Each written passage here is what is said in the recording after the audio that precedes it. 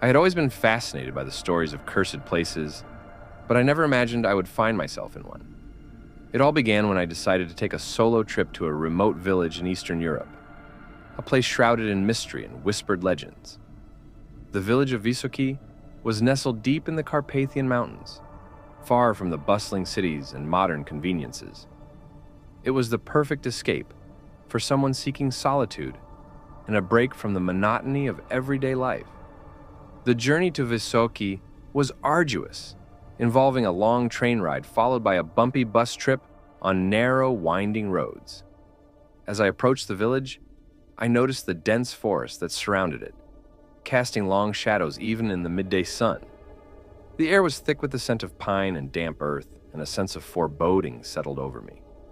The village itself was small, with only a handful of stone cottages and a central square dominated by an ancient church. The buildings were weathered and covered in ivy, giving the impression that time had stood still here for centuries. The villagers were wary of outsiders, their eyes following me with a mixture of curiosity and suspicion as I made my way to the inn where I would be staying. The inn was a modest establishment run by an elderly couple, Mr. and Mrs. Novak. They were kind enough, but there was an air of sadness about them, as if they carried a heavy burden. My room was small but comfortable, with a window that overlooked the village square. As I unpacked my belongings, I couldn't shake the feeling that I was being watched. That evening, I decided to explore the village. The streets were eerily quiet, and the only sounds were the rustling of leaves and the distant hoot of an owl. I wandered aimlessly, drawn to the church at the center of the square. It was a massive, imposing structure with tall spires that seemed to pierce the sky. The doors were locked, but I could see flickering candlelight through the stained glass windows. As I stood there, I felt a chill run down my spine. I turned to see a group of villagers gathered nearby, their faces pale and eyes wide with fear. They were whispering among themselves, casting nervous glances in my direction. I couldn't understand their language, but their fear was palpable.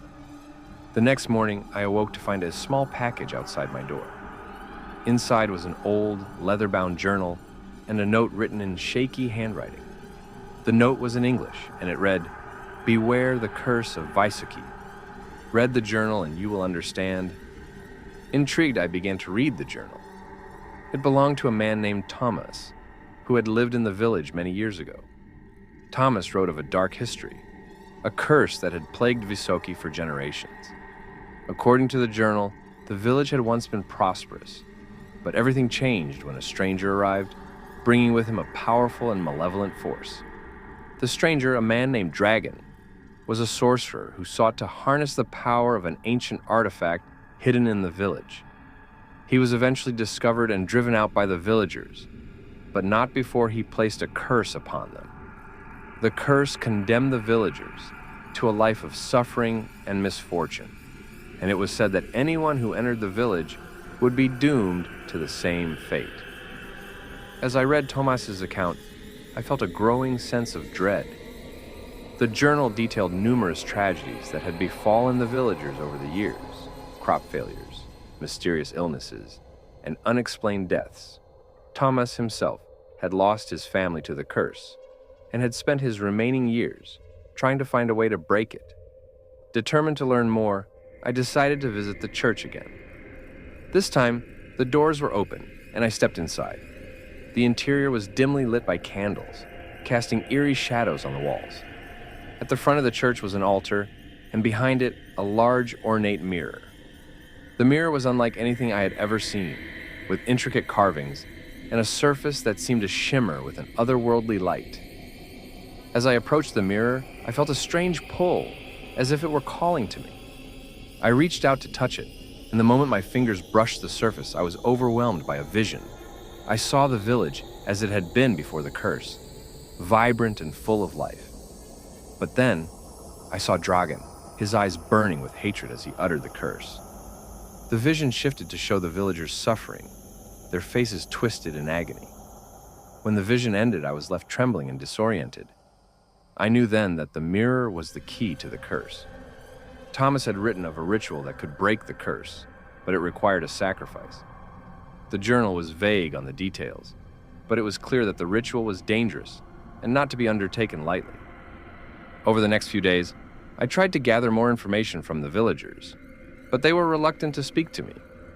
It was as if they were resigned to their fate, unwilling to believe that the curse could be broken.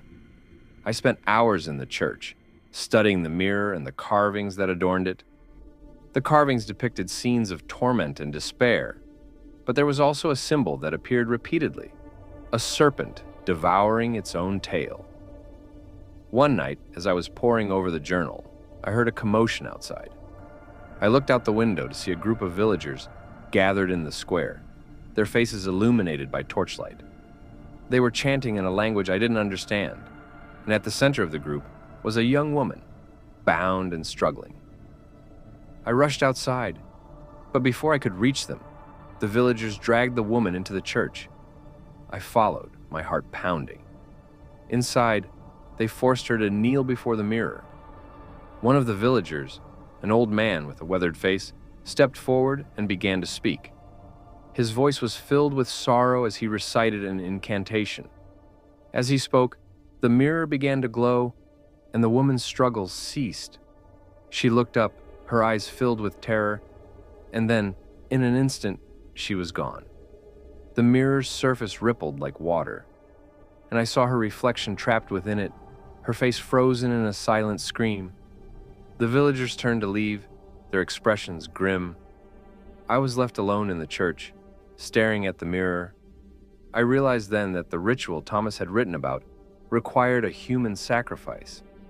The villagers had been performing this ritual for generations, sacrificing one of their own in a desperate attempt to appease the curse. I couldn't let this continue. I knew I had to find another way to break the curse, but time was running out.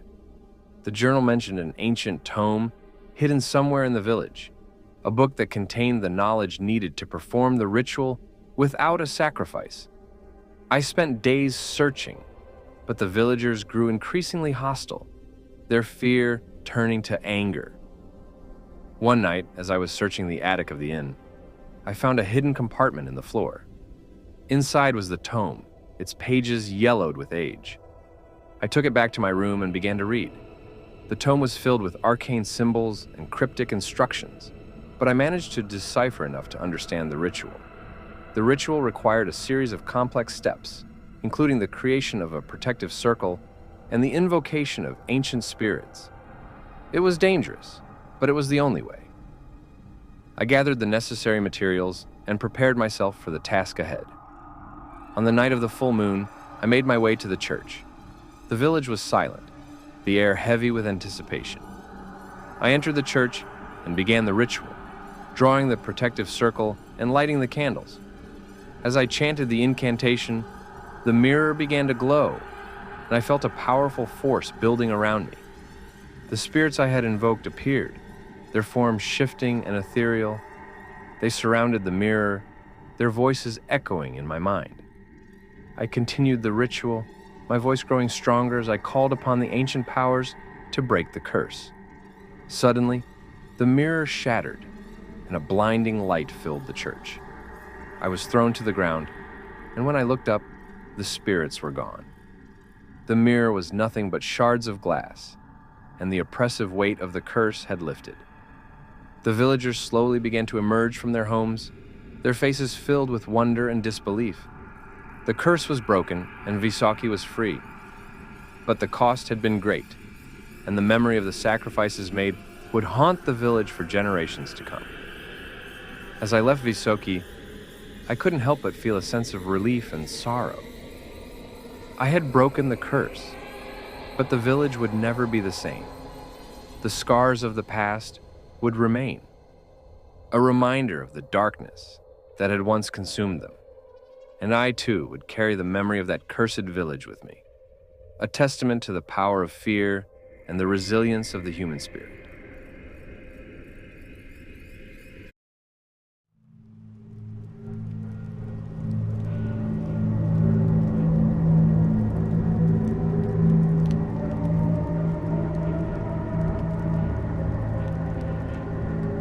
In the heart of Bavaria, Nestled between rolling hills and dense forests lay the quaint village of Altenburg.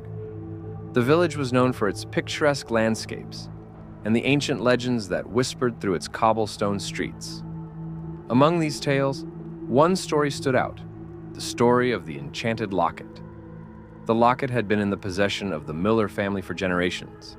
It was a beautiful piece of jewelry, crafted from gold and adorned with intricate engravings.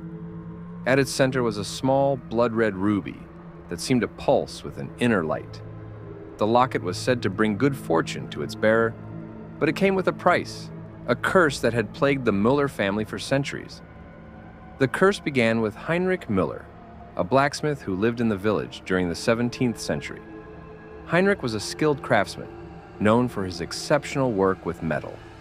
One day, a mysterious traveler arrived in Altenburg, seeking Heinrich's expertise. The traveler was a tall, gaunt man with piercing blue eyes and a voice that sent shivers down the spine. He carried with him a small, ornate box, which he entrusted to Heinrich. Inside the box was the locket, along with a note written in an unfamiliar script.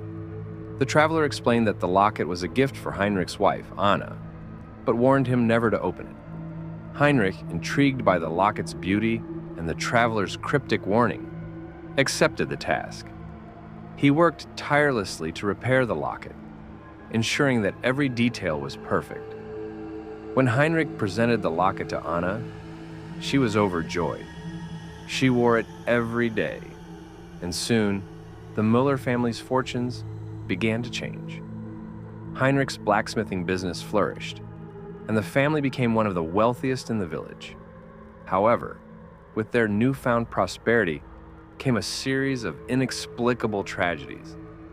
Anna began to suffer from terrible nightmares, waking up in the middle of the night, drenched in sweat and screaming in terror.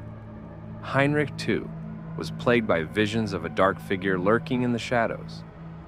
Their children fell ill with mysterious ailments, and no doctor could provide a cure. The once happy Müller household was now a place of fear and despair.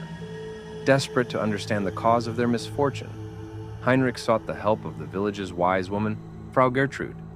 She was an elderly woman with a reputation for her knowledge of the supernatural. When Heinrich showed her the locket, Frau Gertrude's face turned pale. She recognized the engravings on the locket as ancient runes, symbols of a powerful curse. Frau Gertrude explained that the locket was enchanted by a dark sorcerer who had bound a malevolent spirit to it. The spirit fed on the life force of those who wore the locket, bringing them wealth and success in exchange for their suffering. The only way to break the curse was to destroy the locket, but doing so would release the spirit, unleashing its wrath upon the world. Heinrich was faced with an impossible choice. He could destroy the locket and risk the safety of his family and the village, or he could continue to endure the curse, hoping that they could find another way to break it. In the end, Heinrich chose to keep the locket, believing that he could protect his family from the spirit's influence. Years passed, and the Müller family continued to suffer. Heinrich and Anna grew old, their bodies weakened by the curse. Their children, too, were affected, and the once prosperous family fell into ruin. The locket was passed down through the generations, each new bearer experiencing the same cycle of fortune and tragedy. In the present day, the locket belonged to a young woman named Clara Müller. She had inherited it from her grandmother, who had warned her of its dark history. Clara was a practical woman, skeptical of the supernatural, but she couldn't deny the strange occurrences that began to happen after she started wearing the locket. Clara's life took a turn for the better. She received a promotion at work, her financial troubles disappeared, and she found herself surrounded by new friends. But with these blessings came a sense of unease.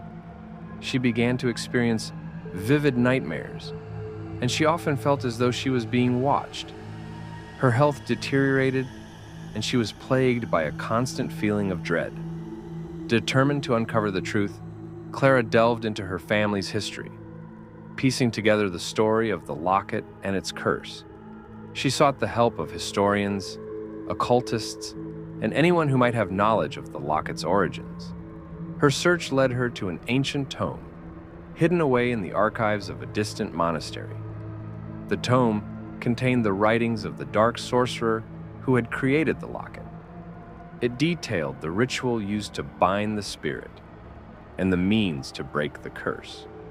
Clara learned that the only way to destroy the locket without releasing the spirit was to perform a purification ritual at the site where the locket was created. With a heavy heart, Clara traveled to Altenburg, to the ruins of her ancestors' blacksmith shop.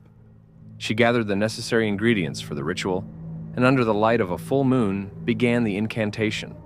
As she chanted the ancient words, the locket grew warm, and the ruby at its center glowed with an intense light.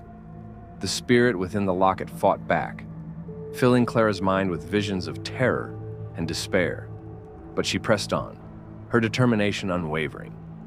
Finally, with a burst of energy, the locket shattered, and the spirit was consumed by a blinding light. Clara collapsed, exhausted but relieved.